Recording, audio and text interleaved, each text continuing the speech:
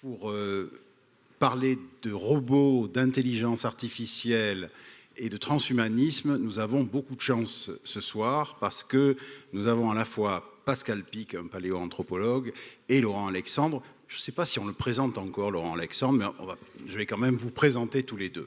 Le sujet de ce débat entre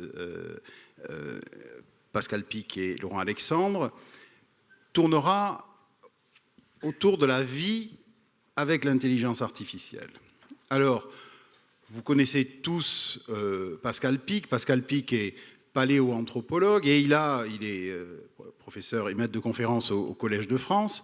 Et son dernier ouvrage, alors vous avez tous certainement lu ces ouvrages comme Darwin à Lévi-Strauss ou Au commencement était l'homme, mais son dernier ouvrage s'appelle « Qui va prendre le pouvoir ?» C'est un sujet qu'on abordera tout à l'heure. Qui va prendre le pouvoir?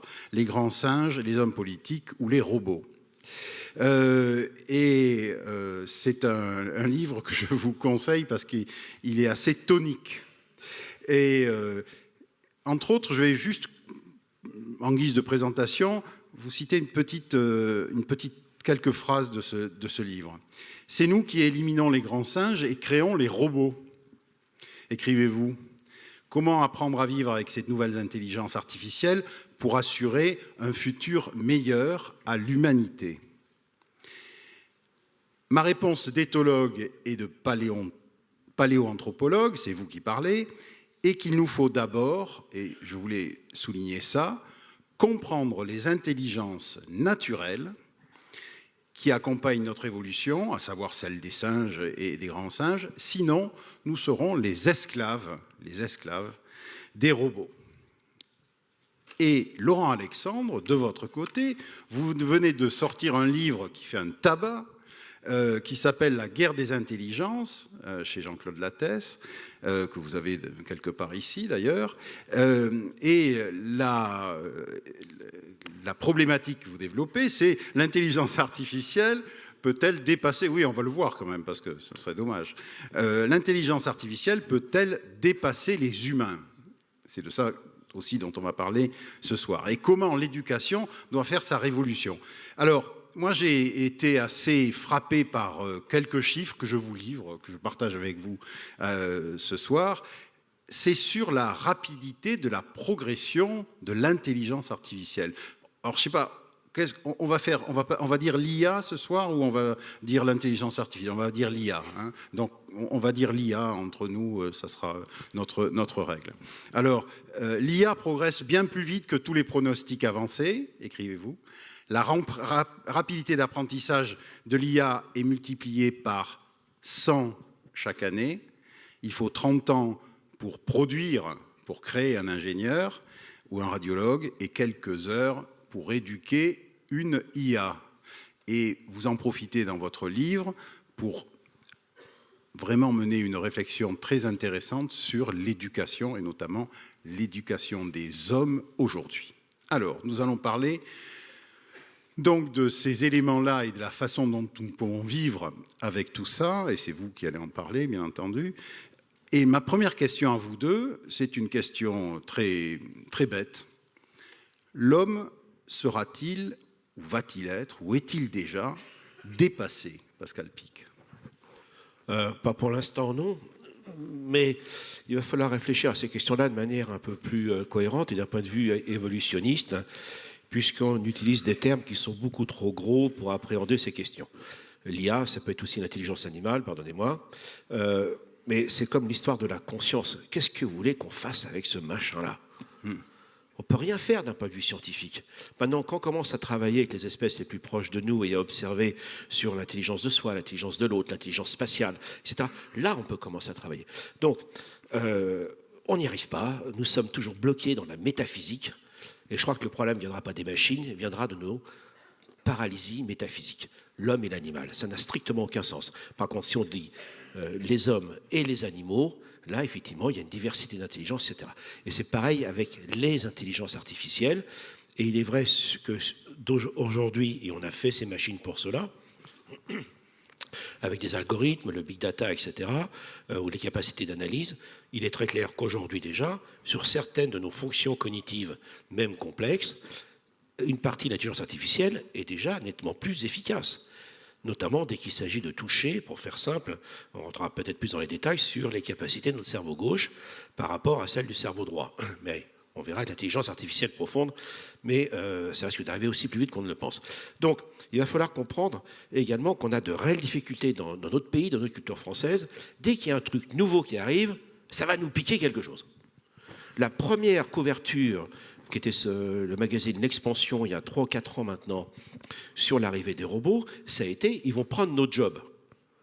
Non, il y a ce qu'on appelle aussi l'intelligence augmentée, ce qui permet, notamment pour les chercheurs, pour les médecins, pour d'autres, dans beaucoup de métiers, dans le métier d'avocat, tous les métiers dans lesquels il y a des données à aller chercher des éléments de comparaison, de les classer, ou même des approches en recherche biomédicale, ce qui a été fait, il y a plein d'exemples, j'en ai en tête aux États-Unis, etc.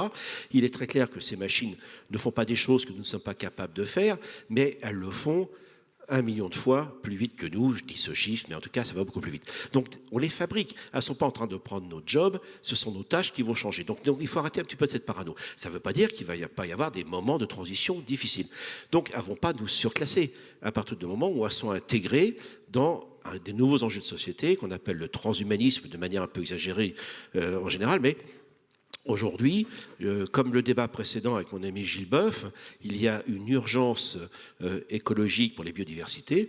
Aujourd'hui, je suis effaré de la façon dont les débats politiques, sociétaux, sont extraordinairement en retard dans ce que j'appelle cet environnement digital darwinien dans lequel ce que nous savions faire va être modifié, et ça s'appelle la coévolution. Nous, les espèces humaines, les hommes, depuis 2 millions d'années, nous évoluons, nous coévoluons très rapidement avec nos environnements techniques et leurs usages.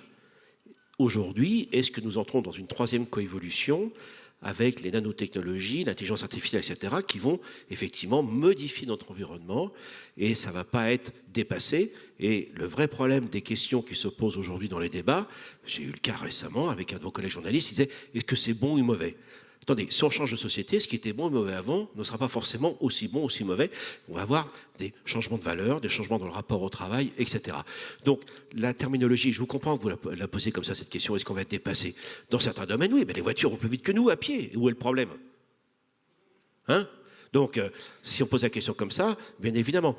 Donc, voilà comment il va falloir réfléchir à ces questions-là, dans cet élément-là. Donc, les machines ne vont pas remplacer les hommes, mais nous allons modifier complètement notre façon d'agir. Et d'ailleurs, est-ce que c'est une découverte? Vous vous souvenez d'un monde dans votre smartphone, vous? OK. Donc, voilà, on y est déjà. Et comment vous voyez cette...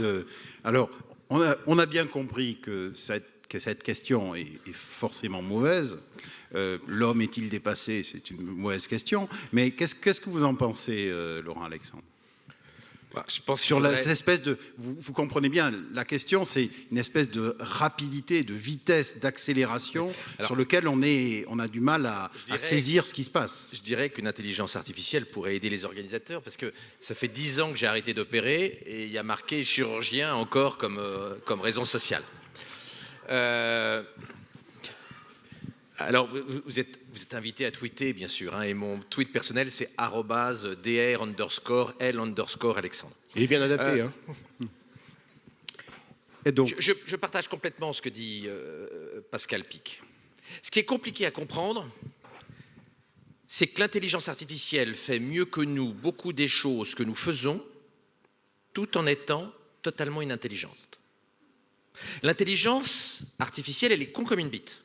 Elle ne sait pas qu'elle existe, elle ne sait pas ce qu'elle fait. Quand elle conduit une voiture, elle ne sait pas ce qu'est une voiture, elle ne sait pas ce qu'est un conducteur. Quand elle diagnostique un cancer, elle ne sait pas ce qu'est un cancer, elle ne sait pas ce qu'est un malade. Mais elle le fait souvent, et de plus en plus souvent, plus vite et mieux que nous. C'est ce qu'on appelle les intelligences artificielles faibles, c'est-à-dire sans conscience artificielle. Et c'est ça qui est difficile à comprendre pour les gens. Les gens ont du mal à comprendre qu'une intelligence artificielle qui n'est pas du tout intelligente et qui ne sait pas ce qu'elle fait des tas de choses mieux que nous, et conduit une bagnole mieux que nous, et diagnostique un cancer de la peau mieux que nous, etc. etc. Donc il faut bien comprendre que les intelligences artificielles dont on parle aujourd'hui n'ont pas conscience d'elles-mêmes, ce ne sont pas des intelligences artificielles fortes, comme dans les scénarios à la Hollywood. Mais elles posent un problème social, c'est-à-dire comment on coévolue, comme le disait Pascal, et je partage complètement la vision de Pascal Pic, comment on coévolue entre cerveau de silicium et puis cerveau biologique. Du boulot, on en a pour jusqu'à la fin des temps. Je vous rappelle ce qu'a dit récemment Jeff Bezos, le propriétaire d'Amazon. Il a dit rien que pour coloniser notre galaxie, pas notre système solaire, mais notre galaxie, et des galaxies, il y en a 2000 milliards dans l'univers. Rien que pour une seule galaxie sur 2000 milliards, il estime qu'il faut 1000 milliards d'astronautes. Vous voyez que ça va nous occuper et que les problèmes de surpopulation sont à relativiser. Et ça, c'est le propriétaire d'Amazon, c'est quelqu'un de relativement sérieux, Jeff Bezos. Donc du boulot, on en a plein. Il y a encore un cancéreux sur 2 qui meurt de son cancer. Du boulot pour les docteurs, il y en a. Et l'intelligence artificielle ne va pas prendre le boulot des cancérologues, elle va les aider à nous soigner mieux, parce qu'il est inacceptable qu'en 2018, il y ait encore un cancéreux sur 2 qui crève de son cancer. Et chez les enfants, c'est encore 1 sur 5. Et il n'y a toujours pas de traitement dans la myopathie. Et on pourrait multiplier toutes les choses que nous ne faisons pas aujourd'hui sur Terre. Donc, la mort du boulot, c'est un fantasme pour Malthusien. Du boulot, on en a pour très très très très longtemps, il nous reste plein de choses à faire. Analyser le passé, séquencer l'ADN des ossements pour bien comprendre d'où on vient, comprendre les origines de la vie. Il y a plein de chantiers intellectuels, pratiques, puis il y a encore des gens qui n'ont pas... Il y a 1,5 milliard de personnes qui n'ont pas l'eau courante. On ne manque pas de boulot. En revanche, si l'intelligence artificielle ne va pas remplacer les humains au sens large, l'intelligence artificielle va remplacer les humains pas très malins. Parce que il y a des gens qui sont moins intelligents que l'intelligence artificielle. Et qu'aujourd'hui, nous n'avons pas de réponse claire et simple à la réponse « Que fait-on des gens qui n'aiment pas beaucoup les études et qui n'aiment pas beaucoup apprendre quand l'intelligence artificielle les remplace ?» Je vais prendre un exemple qui n'est pas du tout méprisant et je ne voudrais pas que vous mépreniez sur ce que je veux dire. On va prendre les chauffeurs routiers en Amérique du Nord. Comme ça, on va pas parler d'Europe. Il y a 3,5 millions de chauffeurs routiers en Amérique. On sait que les camions qui se conduisent tout seuls vont remplacer les 3 millions de camionneurs, 3,5 millions d'ici 2030-2035. On va dire, on va remplacer, faire autre chose aux camionneurs. 3,5 millions de camionneurs. Alors, poids moyen des camionneurs, 130 kg, âge moyen très élevé. Ce sont des gens qui n'ont pas fait beaucoup d'études, ils ont quitté l'école à 16 ans. Ils n'ont jamais lu un bouquin de leur vie. C'est comme ça, c'est une réalité sociologique. On va les former, on va les mettre dans un centre de formation, on va leur donner un bouquin de formation de 1000 pages à digérer. La réponse est non. Donc là, on a un problème social sur un certain nombre de professions. Les intellectuels, quand vous êtes dermatologue, si l'intelligence artificielle fait mieux que vous ce que vous faites, vous allez faire autre chose, vous allez faire évoluer, vous allez être synergique de l'intelligence artificielle. Mais quand vous êtes d'une profession pas très intellectuelle, que vous n'aimez pas beaucoup la formation, que vous n'avez jamais beaucoup aimé les études, que vous n'avez pas beaucoup lu et que donc vous n'êtes pas capable de lire un manuel, c'est plus compliqué. Les médias s'étaient déchaînés contre Macron quand il avait dit une phrase un peu dure mais qui n'était pas méchante. Il avait dit les ouvrières de Gad vont avoir du mal, vous vous souvenez, les abattoirs de Gad vont avoir du mal à se reconvertir parce que la plupart ne savent pas lire. C'est la réalité. Et donc, elles ne peuvent même pas passer leur permis de conduire et ça va être compliqué. Eh bien, c'est vrai. L'intelligence artificielle va rendre encore plus intéressant le boulot des managers, des start-upers, des innovateurs, des intellectuels. Beaucoup plus intéressant. Et l'intelligence artificielle va rendre notre vie captivante. On va faire des choses inimaginables. Pensez qu'on arrive maintenant, grâce à la puissance informatique et à l'intelligence artificielle, à séquencer l'ADN d'espèces qui sont disparues depuis 100 000, 200 000 ans. C'est-à-dire Néandertal au départ, qui est disparu il y a 30 000 ans, 29 000 ans, et puis des espèces de plus en plus vieilles. Ce qui nous permet de comprendre d'où on vient, par exemple. C'est captivant quand on est scientifique. On pourrait multiplier les exemples des choses extraordinaires que les intellectuels, les innovateurs, les start-upers et les scientifiques et les gens qui aiment les études, les gens qui aiment lire, les gens qui aiment apprendre, vont faire grâce à l'intelligence artificielle dans les décennies qui viennent. En revanche, les gens moins doués, moins innovants, qui aiment moins les études, qui aiment moins se former, eh ben on va avoir un problème. Et donc, le problème qu'on a n'est pas la mort de l'humanité écrabouillée par les méchants robots comme à Hollywood. Le problème qu'on a, c'est comment permettre aux gens moins intellectuels et moins doués de vivre dans ce monde qui va être très compétitif. La coévolution de l'intellectuel et de l'IA ne pose aucun problème. La coévolution, la compétition, la synergie entre les gens qui aiment moins les études, qui ont moins d'intelligence conceptuelle et l'intelligence artificielle, elle va souvent être dure. Et comme l'école ne se modernise pas, voilà, c'est là où on va être dans le souci, parce que je vous rappelle juste un mot, c'est que nous sommes une société injuste par rapport à l'école. La haute bourgeoisie, vous ne le réalisez pas forcément, mais met ses enfants dans des écoles extraordinaires. Pendant que les enfants des milieux défavorisés, ils sont dans les ex-ZEP, qui maintenant s'appellent les REP. Nous pérennisons les inégalités intellectuelles parce que les gosses favorisés, ils ont une meilleure école que les gosses des milieux défavorisés. Il faudrait aujourd'hui faire le contraire, de manière à ce que les gamins des milieux défavorisés ne soient pas demain laminés par l'intelligence artificielle. Alors, vous avez fait... je vais vous donner la parole là-dessus. Mais un petit mot rapidement, de comprendre qu'en effet, il y a eu des débats aujourd'hui sur la politique et le décalage entre les débats qu'on a eus autour de la présidentielle et quasiment l'absence de motivation pour parler des problèmes d'écologie et des environnements numériques. Il faut bien comprendre que, et ça c'est un vrai problème en France, parce qu'il y a une tradition humaniste qui déteste les sciences et les techniques. Ils détestent les sciences et les techniques. Or, depuis 2 millions d'années, les hommes, je l'ai dit, coévoluent avec leurs usages technologiques et autres. Il faut bien comprendre que ces changements sont déjà là. On n'est pas en train nous ne sommes pas des 10 heures d'apocalypse. Et il y a une chose qu'on n'avait pas vue au début des années 80, mais qui est bien analysée maintenant, simplement l'arrivée de la micro-informatique. Il n'y a pas grand monde qui pouvait s'acheter un micro-ordinateur il y a 30 ans. Moi, j'étais à l'université, j'en avais un, voilà. OK. Et on s'est aperçu, pour justement prolonger un petit peu, enfin élargir un petit peu le spectre de ce que vient de dire Laurent Alexandre, c'est qu'en effet, la micro-informatique, c'est des métiers techniques avec tout ce que ça veut dire. Moi, j'ai une formation d'ingénieur au départ. Hein. Et là, on ne s'est pas aperçu que ça allait complètement modifier la structure sociale du milieu du travail. Car dans beaucoup de milieux, on fait des études Bac plus 2, Bac plus 3, des métiers techniques avec toute la noblesse que ça veut dire. Mais la micro-informatique, effectivement, on s'est aperçu que les Chinois, les Coréens, les Indiens sont aussi bons et coûtent beaucoup moins cher. Et c'est de là qu'a commencé à se détériorer des classes moyennes. Toutes ces classes moyennes qui ont émergé pendant les 30 ou 40 glorieuses ont commencé à se désagréger, mais on ne le voyait pas, parce que c'est très sensible au cours des années 80-90, et ça s'est amplifié. Et là, on s'en est aperçu avec l'arrivée du smartphone. Donc, on n'est pas en train de dire, ni Laurent, ni moi, que ce monde apocalyptique qui est en train de venir ou de ne pas venir, ce n'est pas du tout notre propos, mais de comprendre que ces changements sont déjà là. Je fais partie de l'Observatoire de l'ubérisation de la société, et il y a des problèmes sociologiques et anthropologiques, peut-être qu'on en parlera derrière cela. Donc, on peut vous sembler peut-être un peu provocateur, mais ce n'est pas du tout le cas. Nous, ce qui nous consterne, c'est que ces études sont là, ces changements sont déjà là. Cette bipolarisation de la société qu'on a évoquée tout à l'heure dans les débats politiques ce matin, oui.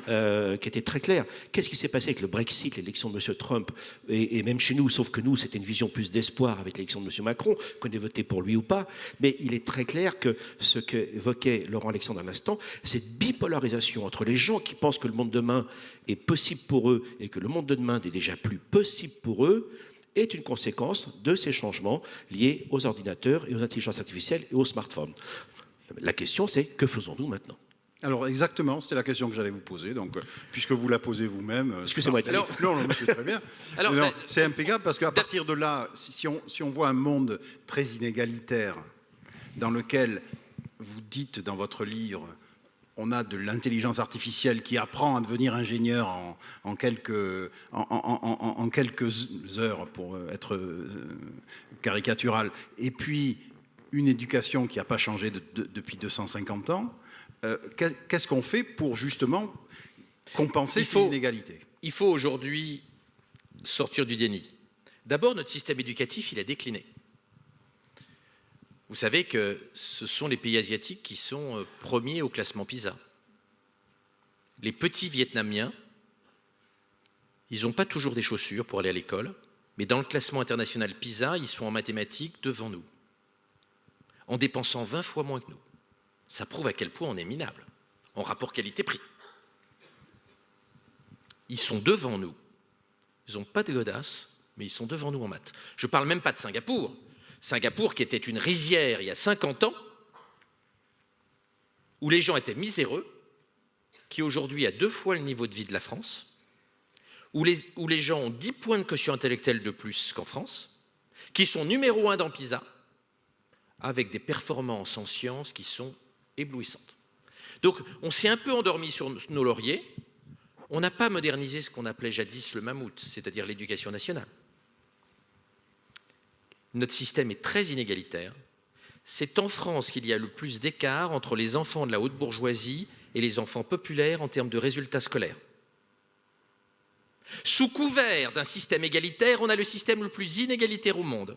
Regardez les statistiques de l'OCDE. Donc ça, c'est dégueulasse.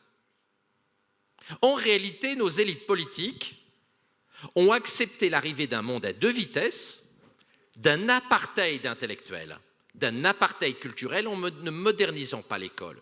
C'est pas simple de moderniser l'école. Il faut des moyens, il faut des courages, il faut bien payer les profs. À Singapour, les profs sont tellement bien payés que vous avez des ingénieurs de talent qui deviennent instituteurs. Tant qu'on paiera au lance-pierre les scientifiques et les profs, on aura du mal à avoir des gens extrêmement motivés. Je ne dis pas que les profs ne sont pas motivés, mais ils le sont plus à Singapour qu'ils le sont en France. Et puis, en France, quand il y a un gamin qui fout un nion au prof, il ne se passe rien. Je peux vous dire qu'à Singapour, vous n'avez pas intérêt à cogner ou à manquer de respect aux professeurs. Et les profs à Singapour, ils sont très, très, très bien payés. Ils sont très, très respectés. Ça donne les résultats que l'on voit. Ils sont leaders mondiaux en matière d'éducation. Il y a même une mission française qui est partie là-bas pour comprendre pourquoi ils étaient si bons en maths par rapport à nous. Donc, on voit bien qu'il faut faire le constat de ce qu'on n'a pas fait, des modernisations qu'on n'a pas fait. Ce constat, il est compliqué, c'est douloureux pour les enseignants, et c'est normal. Moi, je suis chirurgien, je suis médecin. Des conneries en médecine, on en fait plein, et quand on nous le prouve, on n'est pas content. Quand il y a des évaluations qui montrent qu'on a déconné en tant que corps social, les médecins, on n'est pas content. C'est normal que les profs ne soient pas contents quand on les met devant les imperfections de leur organisation. Et je ne dis pas du tout que les profs individuellement sont responsables des dysfonctionnements. Je crois que l'administration de l'éducation est très largement responsable. Alors, une fois qu'on dépasse ce constat un peu pessimiste, il va falloir mettre plus de moyens. Il va falloir mettre des écoles de meilleure qualité dans les quartiers défavorisés. Il faut faire le contraire d'aujourd'hui. C'est-à-dire qu'il faut créer des inégalités positives. Il faut mettre des meilleures écoles pour les gamins des milieux défavorisés que pour les quartiers favorisés. Ça demande un immense courage politique, c'est très difficile, mais c'est aujourd'hui une nécessité si on veut éviter d'avoir une explosion des inégalités intellectuelles, culturelles et donc économiques. Ce travail-là, il ne va pas se faire en 5 minutes. Je milite personnellement, et c'est une conviction très forte, pour qu'un instituteur, qu'on appelle maintenant différemment, mais que de mon temps on appelait instituteur, soit suffisamment bien payé en France, comme à Singapour, pour qu'un jeune polytechnicien de talent, pour qu'un jeune HEC de talent puisse être instituteur. Il faut que dans l'école de la République, les gens qui forment les cerveaux biologiques soient parmi les gens les mieux payés. Vous savez qu'aujourd'hui, nous payons 100 fois mieux les gens qui éduquent l'intelligence artificielle que nous payons les meilleurs professeurs. Il y a un écart d'1 à 100. Il faut quand même être un peu maso au moment où il y a une compétition entre l'intelligence artificielle et la biologie, et l'intelligence biologique, la nôtre, pour payer 100 fois plus les gens qui font ce qu'on appelle l'éducation de l'intelligence artificielle, le deep learning, que pour payer les profs qui élèvent nos gamins. On marche sur la tête. Les gens qui font du deep learning sont payés à l'échelle mondiale, je ne parle pas de la France, pour les meilleurs d'entre eux, jusqu'à 1 à 2 millions de dollars par mois. Pas par an. 1 à 2 millions de dollars par mois. Vous voyez le décalage? La société n'a pas compris que pour qu'on coévolue correctement entre intelligence artificielle et intelligence biologique, il faut aussi qu'on s'occupe un peu d'intelligence biologique.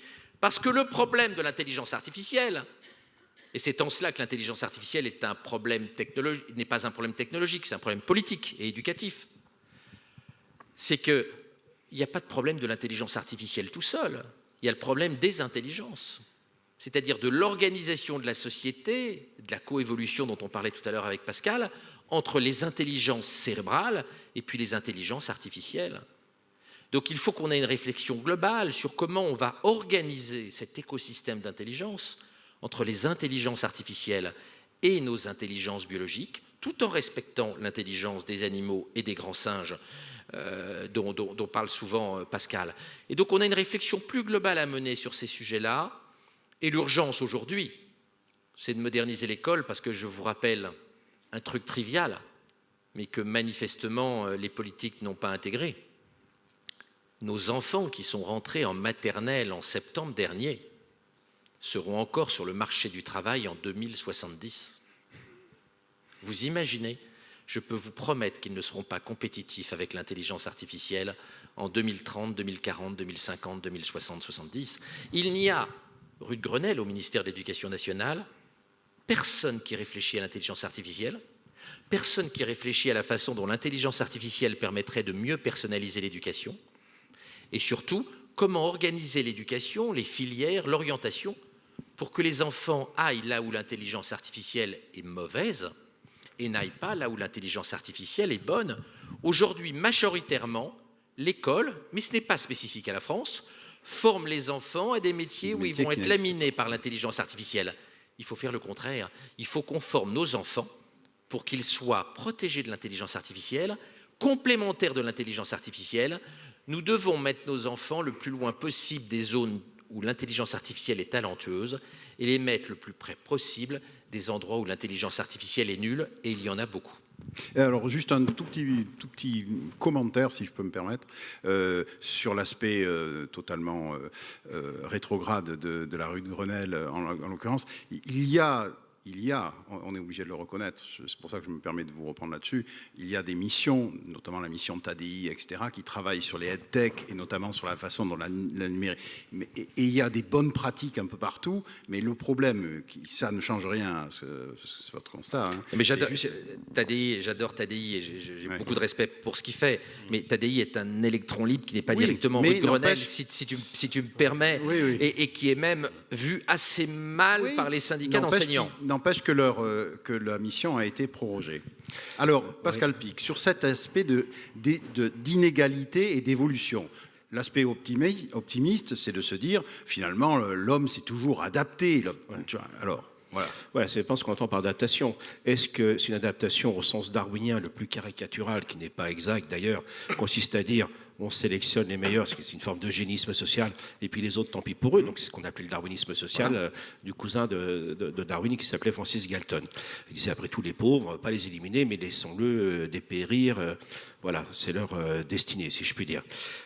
Non, le problème, c'est que même dans le monde des industries et des entreprises, si on ne repense pas complètement, comme le disait Laurent, le modèle éducatif, ces nouvelles technologies vont accentuer les différences.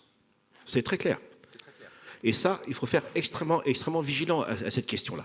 Le grand changement, c'est que là aussi, sur le plan politique, il y a un vrai enjeu considérable. C'est comment on sort d'un modèle qui était basé sur celui des grandes entreprises, et ça a super bien marché avec les 30 Glorieuses, où effectivement l'éducation, l'enseignement supérieur, de plus en plus une grande partie de la population a pu s'engager là-dedans, comme beaucoup de ma génération. Moi je suis fils d'ouvrier et d'artisan, et donc je ne suis pas le seul. Et pour parler de la brutalité des changements, c'est vrai que beaucoup de gens me disent « Ah oui, mais c'est rapide aujourd'hui ». Je rappelle quand même qu'en 1964 est sorti du même Conseil des ministres le TGV, Airbus et le nucléaire. Ensuite, c'est mai 68, et après, donc, l'élection de Valéry Giscard d'Estaing. La France a basculé dans la modernité pendant 10 ans.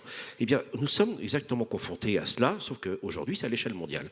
Et là, la chose importante qu'il faut rappeler, c'est que le modèle qui consistait à dire vous allez à l'école, vous avez tel diplôme, telle qualification, vous avez un métier pour la vie, les gens qui disent ça sont des imbéciles, parce que ce n'est pas vrai. Et comme Laurent peut-être, en tout cas moi-même, dans les grandes écoles, je participe, alors c'est très anglish, hein, Executive Management Formation, c'est-à-dire qu'en fait, plus les gens sont diplômés, plus ils se forment, notamment sur ces nouvelles technologies et sur le code. Et inversement, des personnes, quelles que soient les raisons, nous ne sommes pas là du tout pour être péjoratifs, ce n'est pas d'autres propos, mais des personnes, quelles que soient les raisons sociales, à dépendre de leur qualité individuelle, ils ont une formation de niveau BEP, bac, etc. On leur promet un boulot pour la vie, alors qu'aujourd'hui, c'est complètement terminé sur ces professions, comme l'a dit tout à fait Laurent Alexandre. Donc le vrai enjeu aujourd'hui, c'est qu'on a besoin de changer complètement l'école, c'est apprendre à apprendre, parce qu'effectivement, ceux qui rentrent à l'école aujourd'hui auront des connaissances et vivront dans un monde qui est complètement différent du nôtre, alors que nous, on continue à les former pour un monde qui est déjà obsolète, qui est déjà complètement dépassé. Écoutez, hier, sur France Inter, je faisais un petit peu de gymnastique, et j'écoutais France Inter. Comment ça, madame? Tenez-vous. Et ça se voit pas? Et là, sérieusement, j'entendais un reportage des enseignants en Seine-Saint-Denis qui visitaient une usine. Ah, c'est ça une usine. Ils croyaient que c'était encore l'usine de Charlie Chaplin des temps modernes. Enfin, c'est du délire, quoi. On en est là. Donc là, il y a une dissociation totale sur la pédagogie, la pédagogie, les outils, les programmes, mais aussi une méconnaissance totale d'une trop grande partie du monde enseignant par rapport à l'évolution du monde économique et social. Et aujourd'hui, la formation, c'est pas pour rien d'ailleurs qu'on parle beaucoup de formation, sera tout au long des âges de la vie. Alors là, vous allez me dire, ah ouais, les limites d'âge. Écoutez, pardonnez-moi, je vais être vulgaire, mais quelle connerie ce truc-là. La limite d'âge. De croire qu'à tel âge on a fait telle chose, c'est pour la vie. C'est complètement aberrant. Le zizi, les pieds et les cheveux et les capacités cognitives n'évoluent pas à la même vitesse chez chaque individu. Et nous, plutôt que de comprendre qu'il y a des petites différences dans la maturité et l'apprentissage et l'éducation des enfants, on élimine. Ah oui, alors ça fait que la France a le plus grand nombre de surdoués et de redoublants. On a un problème. Pas parce qu'il est un peu en avance, votre gosse, que c'est Einstein. Pas parce qu'il est un peu en retard, c'est un abruti. Hein? Donc là, vous voyez, il va falloir changer quand même nos mentalités par rapport à cela. Et je vous donne un très bon exemple qui est dans l'industrie. Cette industrie est installée donc en Alsace, je ne vais pas donner la marque. Et là, ils ont décidé de robotiser. Et les ouvriers menuisiers, 40 ans, 50 ans, ils se sont dit, attendez, on a des métiers, réflexe, on va perdre notre job. Pas du tout, très intelligemment, avec les syndicats, avec les ouvriers, les menuisiers, évidemment les cadres et la direction, ils ont mis en place un programme très très intelligent de formation. Car, mesdames et messieurs, nous appartenons à un club d'espèces très particulier, qu'on appelle les espèces K, je ne rentre pas dans les détails, mais des espèces chez lesquelles nous pouvons apprendre tout au long des âges de la vie. Sauf qu'on n'apprend pas, comme les jeunes qui sont devant là, comme on apprend à 50 ans. Mais à 50 ans, on n'est pas foutu, pas plus qu'à 60 d'ailleurs. Et là, derrière cela, ils ont mis en place un travail collaboratif avec ces gens qui avaient beaucoup d'expérience, ces menuisiers, ce sont très beaux métiers, avec des cobots, des robots collaboratifs. Voilà. Et là, évidemment, si on réfléchit par rapport au monde d'aujourd'hui, et certains syndicats se sont émus, ils ont dit, mais oui, mais regardez, chaque ouvrier produit 10 fois plus qu'avant. Ok, si vous êtes malthuséen, il y a un problème. Sauf que aujourd'hui, ils sont en train de construire une deuxième usine parce qu'ils ont élargi le gâteau sans prendre les autres. Donc on a un vrai problème dans le monde qui vient, c'est qu'on réfléchit par rapport à ce qui change et on le voit comme des pertes plutôt que des gains. Alors il est vrai que la manière dont nous sommes formatés, ça c'est l'évolution, c'est pareil chez les singes et chez nous, lorsqu'on voit du changement, on a tendance, lorsqu'on est dans l'incertitude, à voir les destructions avant de voir les créations. Est-ce qu'il va y avoir ce qu'on appelle le déversement schumpeterien entre les métiers qui se perdent et qui changent, les tâches, surtout les tâches qui changent, moins les métiers, et le nouveau monde. Ben, c'est ça qu'on est en train de construire, mais il va falloir redonner confiance à tout le monde, c'est-à-dire que la formation tout au long des âges, ça veut dire que quel que soit votre milieu social, votre profession, etc., on puisse vous redonner tout au long des âges de la vie cela. Et les intelligences artificielles, ces outils aujourd'hui, permettent de faire cela. Tu parlais tout à l'heure de la difficulté de ne pas individualiser les personnes. C'est quand même hallucinant de constater qu'aujourd'hui, avec les données massives, les big data, donc les métadonnées, enfin il y a plein de termes, et les algorithmes appropriés, On peut savoir qui vous êtes individuellement, en connaissant vos déplacements, vos choix, toutes les traces que vous laissez sur Internet, etc. Donc aujourd'hui, les leaders des grands médias, c'est-à-dire numériques, on parle des GAFA, mais aussi les Chinois, qu'on oublie tout le temps, ils vont très vite eux également. Aujourd'hui, on peut identifier les profils de chaque personne et leur évolution, etc. Comment se fait-il que nous ne soyons pas capables de le faire par l'éducation nationale pour avoir des pédagogies individualisées, appropriées? Sauf que l'idée n'est pas nouvelle, mais qu'on ne l'a pas du tout appliqué. Donc voilà, la formation, faire confiance dans le changement, on voit bien que c'est ça, et ne pas faire de ces nouvelles technologies, de ces robots, des vecteurs de compétition et d'élimination, c'est faux, c'est une nouvelle société qui est en train de changer. Alors vous allez dire, ah oui, mais il y a des métiers qui vont changer, etc. Attendez, je vais quand même vous rappeler une chose, je ne vais pas jouer les baby-boomers maniaques, mais tout de même, ma génération a appris des métiers que ne connaissaient pas mes parents, que ne connaissaient pas la génération d'avant. Et on est simplement en train de vivre ça. Et ça serait bien marché il y a 40 ans. Pourquoi ça ne marcherait pas demain, à condition évidemment qu'on réponde bien à ces questions? Alors, la question que vous avez commencé à aborder, c'est une question de gouvernance et de pouvoir. C'est-à-dire, à qui appartient, j'allais dire, non, c'est pas appartient, mais qui structure, qui propose, qui développe ces intelligences artificielles. On s'aperçoit que, bien entendu, là, on vient beaucoup de parler des gouvernements et de ce que devraient faire les politiques ou les gouvernances des pays, mais il y a une autre forme de gouvernance qui est celle de Google, celle de Alibaba en Chine, etc., qui sont des grands producteurs d'intelligence. Quelle stratégie, Laurent Alexandre, peut-on avoir pour intégrer dans ce monde-là à la fois le politique et cette autre politique qui est la politique des grands producteurs d'intelligence artificielle? Alors là, il faut bien reconnaître que l'Europe est tombée dans un piège. Il y a 10 ans juste, 10 ans, l'Europe était leader mondial des télécommunications. Nokia avait 55% du marché mondial. On avait Alcatel. On avait plein d'acteurs extrêmement puissants en Europe. Il n'y a pas si longtemps que ça, la quasi-totalité des téléphones portables dans le monde venait d'Europe. Et aujourd'hui, on est tombé à 0%. L'information, les télécommunications, les téléphones mobiles sont un duopole entre la Corée, la Chine et puis les États-Unis. Nos systèmes d'exploitation, vous savez bien, il n'y en a que 2, ils sont tous les 2 californiens. Android, qui est une filiale à 100% de Google, et puis iOS d'Apple. Si vous n'êtes pas sous Apple, vous êtes forcément sur Android de Google, à quelques très rares exceptions près, puisque Microsoft est en train de sortir de ce marché. Donc, nos données, nos appareils, toutes les plateformes du numérique appartiennent soit aux géants américains, ce qu'on appelle les GAFA, Google, Apple, Facebook, Amazon, soit aux géants chinois, les BATX, Baidu, Alibaba, Tencent, Xiaomi. Et l'Europe n'existe pas à côté. Vous voyez, la recherche en informatique en France, elle est sous la férule de l'INRIA, qui a 230 millions de budget annuel. Le seul Alibaba, le A de BATX chinois, a mis cette année 15 milliards de dollars en recherche sur l'intelligence artificielle. Une seule boîte. Les boîtes dont on est très fier en France en informatique, les petites pousses OVH, Criteo, Blablacar, valent entre 1 milliard et 1,7 milliard. Google, Apple, Facebook, Amazon se rapprochent tout doucement de 1000 milliards de valorisation. On est 1000 fois, nos petites boîtes d'informatique dont on est fier sont 1000 fois plus petites que les géants du numérique californien. 1000 fois. Donc effectivement, nos données sont dans la main des géants californiens et demain chinois.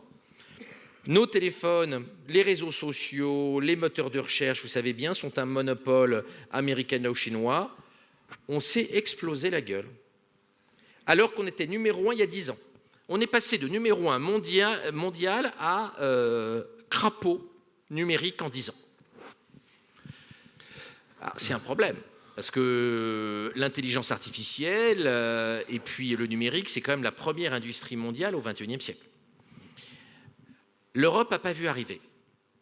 Et aujourd'hui, on est bien emmerdé. On n'a plus aucun acteur significatif en télécom. Il n'y a pas de fabricant de téléphone portable significatif en Europe. Il n'y a pas de moteur de recherche significatif. Il n'y a que des tout petits acteurs. Il n'y a pas de réseaux sociaux. Facebook n'est pas européen, comme vous savez.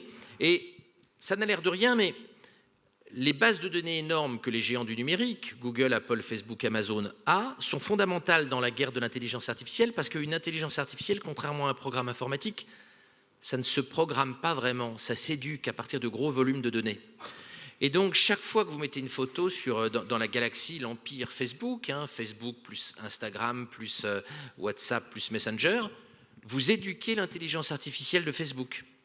Chaque fois que vous mettez des datas chez Google ou chez Amazon, pareil. Et donc, nous sommes très faibles en termes d'intelligence artificielle parce que nous n'avons aucune plateforme comme les GAFA ou les BATX. Donc oui, il y a un danger, si on ne se réveille pas très vite, qu'on devienne une colonie numérique, enfin qu'on reste une colonie numérique des Américains puis des Chinois. En tout cas, on l'est aujourd'hui. Il n'y a aucun acteur important de l'informatique en Europe. Alors ? Et sur votre téléphone portable, vous pouvez regarder, il n'y a rien. Spotify, mais qui ne vaut pas très cher, à part Spotify, il n'y a aucun acteur européen significatif. Alors, il faut maintenant une stratégie. Il faut comprendre pourquoi on s'est explosé la gueule depuis 10 ans. Il faut comprendre pourquoi l'Europe n'a pas pris le train en marche. Il faut comprendre pourquoi nos entreprises ont clapoté. Il y a de multiples raisons. Alors, il y a une première raison, c'est qu'à la Commission européenne, ils se sont intéressés tardivement à ces sujets-là. Juncker, le patron de la Commission européenne, s'est vanté en juin dernier de ne pas avoir de smartphone. Il a un vieux téléphone à écran avec des touches plastiques. Ça ne permet pas vraiment de comprendre l'économie de demain. Donc l'Europe n'a pas été très proactive. On a laissé partir nos géants comme Alcatel, on ne les a pas défendus. Et vous savez qu'Alcatel, qui était une des plus grandes entreprises françaises, n'est plus français aujourd'hui. On paie très mal nos chercheurs. On parlait de l'INRIA tout à l'heure. Quand vous êtes un très bon spécialiste de l'intelligence artificielle, à l'INRIA, on va vous proposer 3 000, 3 500 par mois. Alors, pour un ouvrier, ça va paraître beaucoup, mais dans le monde de l'intelligence artificielle, ce n'est pas suffisant pour que les gens résistent à l'envie de prendre un billet pour la Californie. Et donc, on ne paie pas suffisamment bien nos chercheurs. On a plein de petites start-up sympas. Ce qui est un espoir, ça. On peut espérer qu'elles peuvent grossir, mais enfin, pour l'instant, on l'a vu, elles sont 1000 fois plus petites que les géants du numérique américain, et on n'a pas de gros acteurs. Donc il va falloir beaucoup travailler, ça va prendre beaucoup de temps. On va rester une colonie numérique des Américains pendant des années et des années. Nous ne pouvons pas du jour au lendemain fabriquer un Google français ou européen, un Facebook européen. Il va falloir bien arroser nos petites pousses, nos petites start-up. Il va falloir payer mieux nos chercheurs dans tous ces domaines-là. Il va falloir une politique fiscale, réglementaire, stable pour que les entrepreneurs aient une visibilité sur ce qu'ils peuvent faire. Ça ne va pas se faire d'un claquement de doigts et ça va être dur. Et il faut commencer vite parce que on ne peut pas accepter d'être colonisé à ce point. Il faut qu'on se réveille dans l'économie de l'intelligence artificielle. Nous ne pouvons pas être inexistants et aussi nuls en intelligence artificielle que nous le sommes. On a des très bons chercheurs en intelligence artificielle, mais on n'a pas d'entreprises qui produisent de l'intelligence artificielle. On a des très bons matheux, et les matheux sont importants pour l'intelligence artificielle, mais on n'a pas les GAFA. Et on se rend compte finalement qu'il faut des matheux et des chercheurs, mais il faut aussi des entreprises plateformes qui récupèrent les données que l'on met sur nos téléphones portables pour éduquer l'intelligence artificielle, et c'est un point crucial, et l'Europe n'a pas vu cet élément-là. C'est pour ça qu'elle n'a pas pris la bonne stratégie pour nous rendre indépendants sur le plan technologique.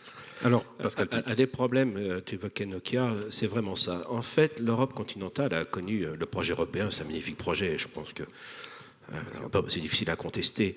Mais en gros, ils étaient sur un projet de progrès, d'évolution sociale, et il y a beaucoup de choses qui ont très bien fonctionné.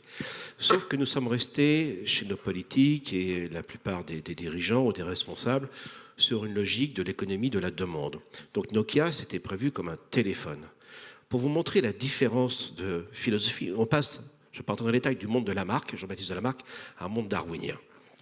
Quand, il y a exactement 10 ans, Steve Jobs est arrivé sur la scène et il a présenté le premier smartphone, donc qui s'appelle le iPhone. Et il a dit « I'm going to change the world ». Mais il n'a jamais dit comment ce monde allait changer. Et ce qu'on n'avait pas vu, ce que j'évoquais tout à l'heure pour la micro-informatique, ça nous a éclaté, pardon, je prends tes propos, mais en pleine gueule, c'est que ce sont des machines universelles. Ce sont des machines puissantes qui ne sont pas conçues pour une tâche particulière, sur laquelle, évidemment, les créatifs, les start-upers, etc., se sont précipités pour créer des applications. Et c'est ce que Jeremy Rifkin, alors j'ai lu le corps un peu son propos, appelle le coût marginal zéro. Et donc nous sommes entrés dans un monde darwinien. Et un monde darwinien, c'est un monde qui change, sauf qu'on ne sait pas comment il change. Et je vais vous donner un exemple. Mes chers amis, est-ce que vous pensez qu'une messagerie de 140 caractères est quelque chose d'absolument essentiel pour l'avenir de l'humanité et son bien-être? Ça s'appelle Twitter. Mais comment ça se passe?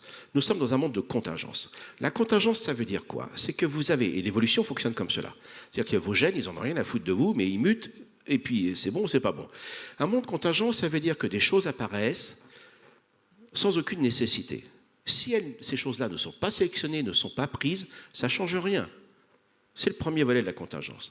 Le deuxième volet de la contingence, si c'est sélectionné, ça peut changer le monde. Et Jack Dorsey et ses amis, et Mrs. Bones, qui sont les deux fondateurs parmi d'autres de Twitter, ils ont fait un hackathon. Alors un hackathon, donc on se réunit, et puis on essaie de résoudre un problème ou de faire sortir des idées. D'abord, ça coûte que dalle. Ils viennent avec leurs appareils, en plus c'est formidable ça. Aujourd'hui, les gens arrivent avec leurs moyens de production dans les poches. Karl Marx se retournera dans sa tombe. Hein. Et là, ils décident, voilà, ils lâchent l'idée, une messagerie courte de 140 caractères. Écoutez, mesdames et messieurs, est-ce que vous croyez un seul instant que ces jeunes Californiens avaient envisagé les printemps arabes? Est-ce que vous croyez un seul instant qu'ils allaient imaginer le système d'analyse big data des opinions des gens sur Twitter et autres qui annonce, tiens, je me sens pas bien, ben toi aussi, donc l'émergence d'épidémies? Est-ce qu'ils ont imaginé les algorithmes automatiques d'analyse des opinions des gens sur les valeurs de l'Ecitis, ce qui nous a donné quand même la crise financière de 2008, parce qu'une fois que le truc part, ça part. Est-ce que vous avez imaginé un seul instant, pour vous les journalistes, que ça allait être les fake news? Donc voilà le monde dans lequel on est, et c'est pour cette raison que cette politique de développement des pays industrialisés après la Seconde Guerre mondiale a été une aventure extraordinaire, un progrès jamais comme dans l'histoire de l'humanité, mais qui ne nous a pas amené à comprendre cela. Et le bon exemple, c'est Adelbaran, qui est une entreprise française qui a conçu 3 robots, Pepper, Neo et Romeo. Et la France est un pays avec des petites start-up où on invente très bien. Seulement, le problème, c'est que nos politiques confondent invention et innovation. Donc, nous sommes un pays qui invente très bien. Par contre, dès qu'il faut innover, c'est-à-dire cette fois-ci ce qu'on appelle l'adaptation dans mon domaine et avoir un impact entrepreneurial et on espère son développement, là, on a énormément de difficultés. Et du coup, ces trois robots sont absolument charmants. Et d'abord, faire des robots émotionnels en France, dans le pays de Descartes, c'était déjà costaud. Il fallait le faire. Non, mais vous allez voir, comme quoi l'anthropologie est toujours là. Et SoftBank, qui est une entreprise japonaise, est allé les voir et leur a dit, écoutez, est-ce qu'on peut reprogrammer ces robots pour effectivement avoir des relations avec les humains? Et comme le Japon a un programme très fort autour du vieillissement de la population, mais il y a autre chose. C'est que les Japonais ont une autre conception du monde qui est la nôtre. Ils sont animistes. Et ce n'est pas pour rien que les Japonais, c'est la meilleure école d'éthologie, donc de l'intelligence des animaux, et la meilleure école au monde, le meilleur développement économique autour des robots humanoïdes. Parce que pour un Japonais ou une Japonaise dans le shintoïsme, un animal ou un robot humanoïde qui a affaire avec vous, il est dans la sphère de l'humain. Donc voilà comment, dans ce monde aujourd'hui de l'intelligence artificielle et tout ça, l'anthropologie et l'éthologie sont déjà des disciplines déterminantes et vont l'être de plus en plus. Car tout à l'heure, vous m'avez cité, je vous en remercie. La façon dont on est capable de comprendre une autre intelligence, une altérité, ben ça commence avec les animaux et c'est en train de se faire avec les intelligences artificielles. Et là, on voit bien qu'on a affaire à de véritables problèmes culturels. Donc on a des problèmes politiques, des questions de politique, de société, d'industrie, on l'a dit, mais on a aussi des questions d'anthropologie qui sont fondamentales au cœur également de ces questions. Donc le monde de demain, il ne faut pas croire que les intelligences artificielles, les robots, etc., c'est ce qu'on appelle le solutionnisme, la solution à tous nos problèmes. Ça ne sera pas la solution de nos problèmes si on ne change pas de société, puisque ça va, comme on l'a dit tous les deux, accentuer au contraire les différences. Donc voilà, il faut là repenser, refondre l'ensemble de nos relations, de nos compréhensions par rapport au changement. Ça va de l'éducation, l'entreprise, l'innovation, etc. Donc c'est tout l'ensemble de nos sociétés, dont leurs fondements anthropologiques, qui sont concernés. On est arrivé à un moment là où j'avais prévu qu'il y ait des questions de la salle. Est-ce qu'il y a des questions pour nos amis? Il y a des... Oui? J'ai un micro ici. Bonjour. Alors, en fait, moi, j'ai des gens...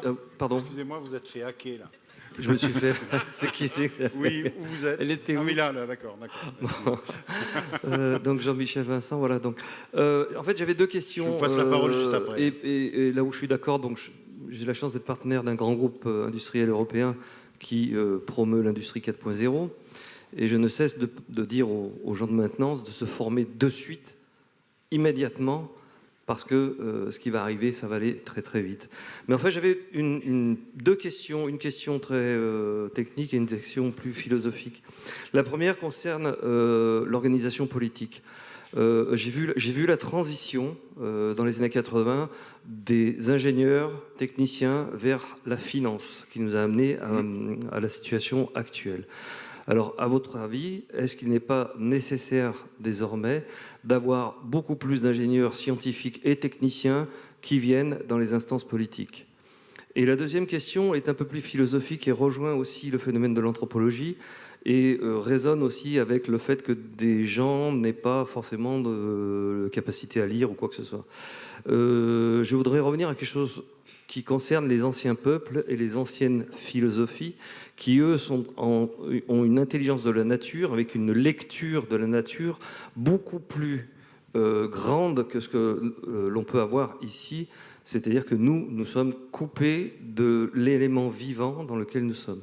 Donc, en fait, la question plus philosophique, c'est cette reconnexion au vivant, tout en parlant d'intelligence artificielle, mais aussi en résonance avec le transhumanisme, parce que c'est un côté plus ou moins opposé au transhumanisme.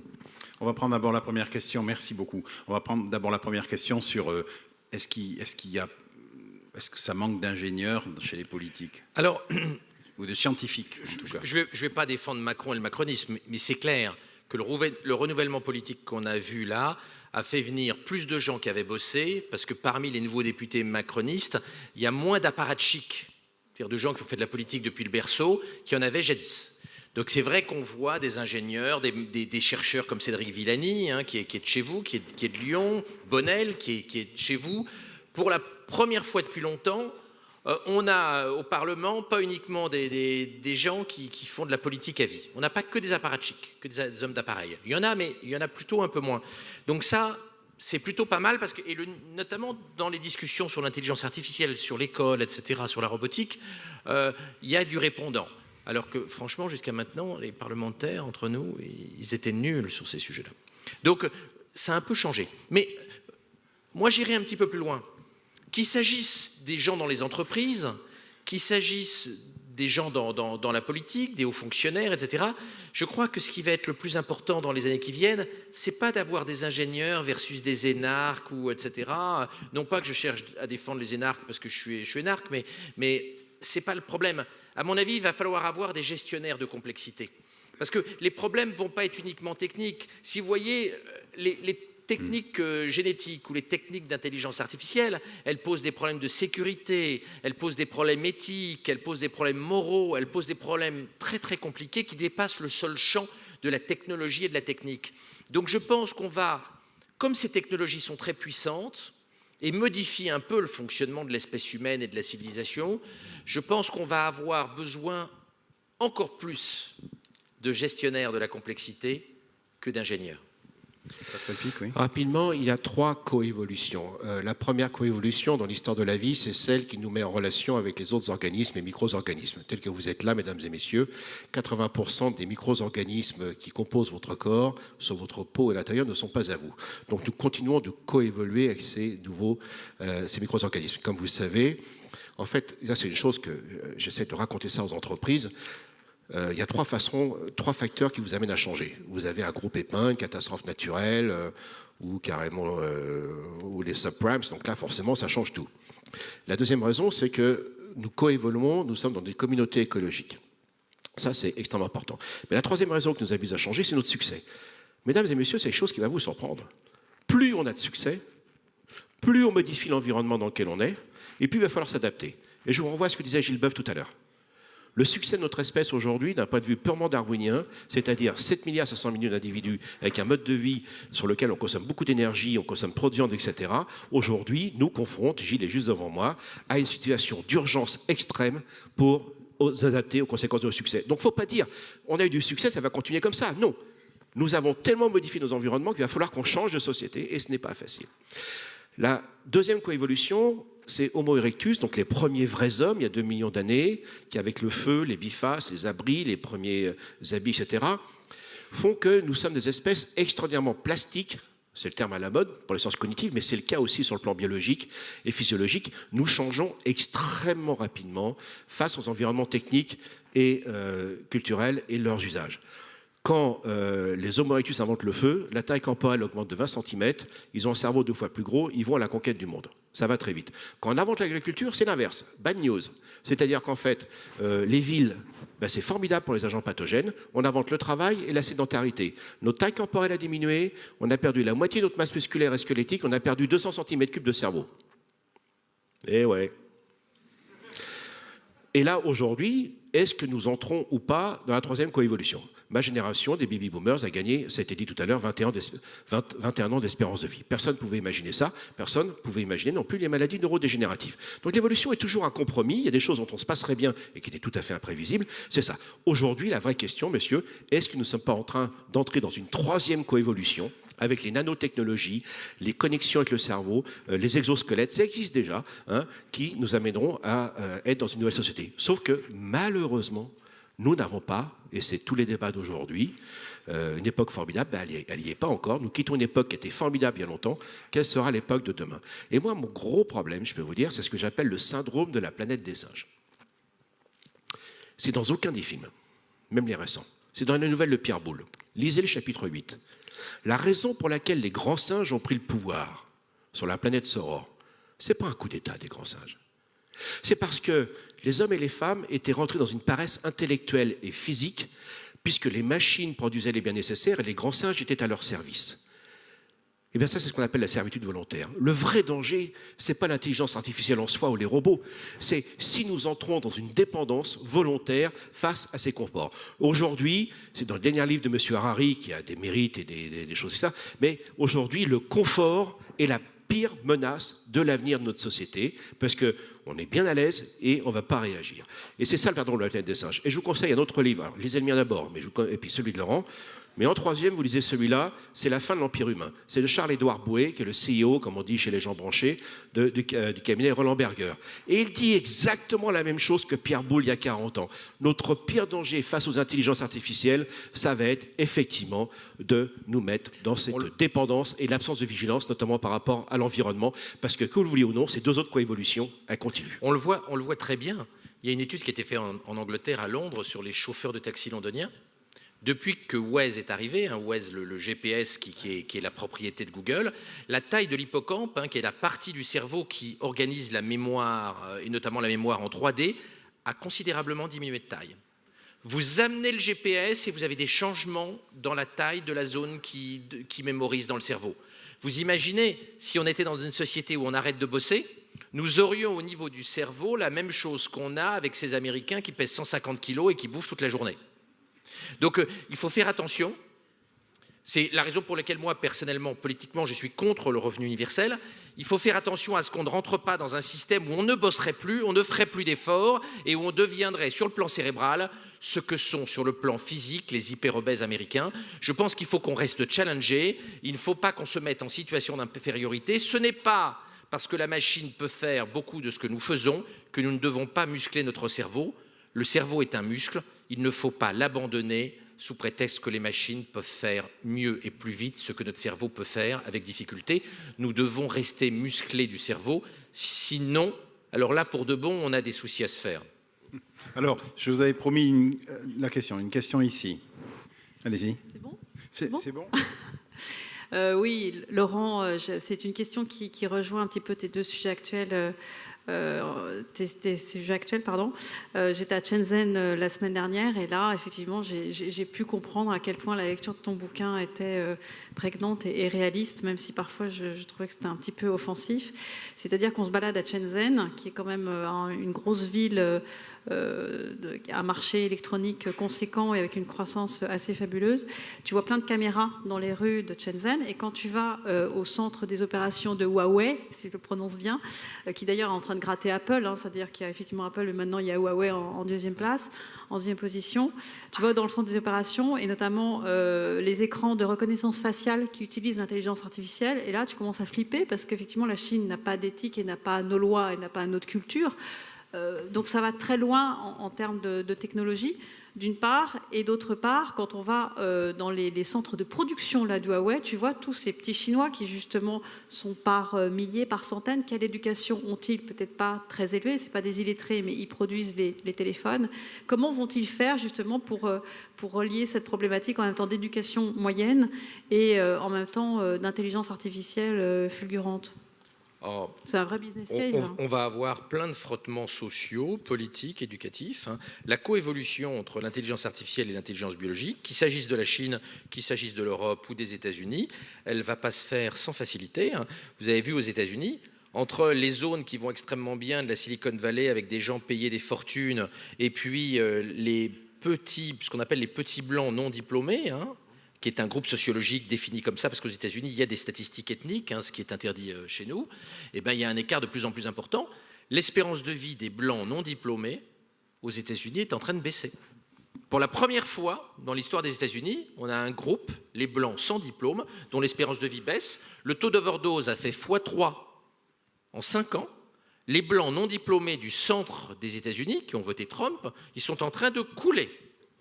D'un côté, des gens payés en millions de dollars, les spécialistes de l'intelligence artificielle, de la génétique, de la robotique, de tout, des finances, etc. Et puis les mecs pas très bien formés, qui n'ont pas beaucoup été à l'école, qui ont du mal avec cette économie qui est en train d'arriver, ils sont en train de couler. Donc on va avoir partout, sous des formes différentes d'un continent à l'autre, on va avoir des frottements très très durs et on va avoir des inégalités qu'il faut corriger. Et pour corriger les inégalités dans une économie de l'intelligence, il n'y a qu'une façon de faire. Il faut, par la formation et l'école, diminuer les inégalités intellectuelles, diminuer les inégalités culturelles. C'est un énorme combat qu'on n'a pas commencé à mener. Et allez-y, finissez votre phrase. Non, je voulais revenir sur Twitter. Effectivement, on voit avec Twitter à quel point c'est difficile de prédire le futur. Personne n'aurait pu prédire que Twitter aurait le destin qu'il a. Et donc, on va voir arriver plein d'innovations dans les décennies qui viennent qu'on n'imagine même pas aujourd'hui. Alors, je vais vous faire marrer, mais je vais vous faire une confidence. Je suis encore plus addict de Twitter que Philippe Bélier et Fabienne Billard qui sont là, qui sont déjà pas mal addicts, pas mal accros, mais moi, c'est encore pire. Si on retire Twitter, je suis sous Prozac demain soir. Oui. Pascal Pic pour le mot de la fin. Vous avez raison de souligner cela, mais il y a bien sûr, je vais revenir sur les enjeux vraiment politiques. Je viens de lire une traduction, bien sûr, d'une intervention, d'une interview de M. Jack Ma. M. Jack Ma est celui qui dirige donc Alibaba. Et il a dit ceci. Il a dit, grâce au big data et grâce aux algorithmes, nous pourrons réaliser le projet du Parti communiste chinois au moment du 19e congrès. Il faut bien savoir, et là je vais terminer par la littérature, parce qu'en définitive, vous savez, les enfants de ces leaders des GAFA, ils vont dans des écoles, ils ne touchent pas les appareils sur lesquels leurs parents font fortune. Okay ? La culture, c'est tellement essentiel. Et je terminerai par un échange épistolaire, vous le trouverez sur Internet, entre George Orwell, 1984, et donc Aldous Huxley, le meilleur des mondes. Donc ils échangent tous les deux. Et effectivement, Orwell avait raison avec le Big Brother, le contrôle, donc les partis communistes, socialistes, etc., qu'on a connus. Et puis Aldous Huxley, lui, voyait déjà ce délitement de la société que tu as évoqué. Et au terme de cet échange épistolaire qui est absolument superbe, Aldous Huxley termine par cette phrase. Il dit « Mon cher ami, nous avons tous les deux raison, mais il dit, à tout prendre, je préfère un pays dans lequel on interdit de lire qu'un pays dans lequel on ne lit plus. » Juste pour la salle, après que vous ayez applaudi cette magnifique phrase, le projet du Parti communiste dont le patron d'Alibaba parle, c'est que la Chine devienne en 2030 la première puissance mondiale grâce à l'intelligence artificielle. Et donc Alibaba, par ses investissements massifs dans l'intelligence artificielle, explique qu'ils vont accélérer le projet du parti qui est de faire de la Chine le leader mondial, puisque le Parti communiste chinois veut que la Chine dépasse la Californie et devienne la première puissance mondiale dans une vingtaine d'années. Voilà, merci beaucoup. Merci à Laurent Alexandre et Pascal Pic de ces échanges. Merci, messieurs.